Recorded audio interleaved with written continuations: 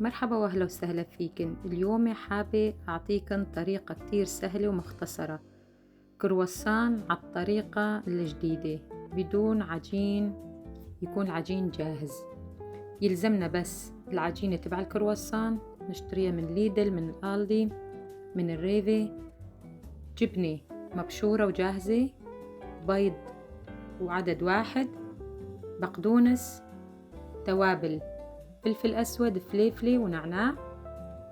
وللزعتر يلزمنا زعتر وزيت زيتون. وهلا نبلش. نضيف الجبنة في وعاء، ومن بعدها نضيف البقدونس.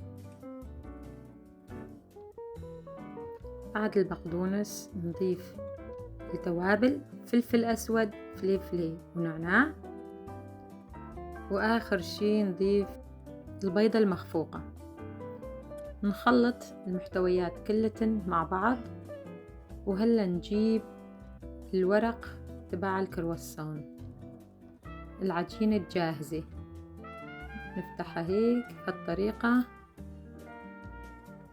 نفردها على الطاولة، نقطعها. هي تكون جاهزة مقطعة، بس نحن نفردها من على بعض، نعيف كل قطعة لحالها. والحشوة طبعا دايما أقول الحشوة انتن ايش حابين تحشون الأكل اللي بدكن.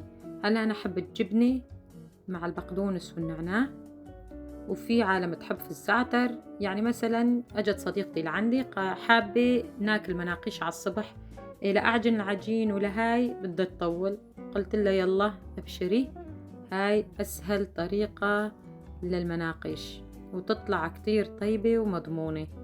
شوية زيت ونضيف الزعتر ونلفه، وهاي صارت أحلى كرواسان زعتر. وهيك نكمل للعدد الأخير. بعد ما خلصنا آخر قطعة يطلع لنا كل علبة 6 قطع. ندهن هلا في صفار البيض وينحط في الفرن على 180 نص الفرن، بعدين نطالعن ليصير لونه ذهبي، ونستنى لشوية يبردوا، بعدين نقدمن وناكلن. ألف هنية على قلوبكن. هذا يطلع المنظر، يعني مناقيش سهلة وسريعة. طبعا لما واحد يعجن العجينة في ايده غير شكل، بس هاي للسرعة، أنا عملتها للسرعة.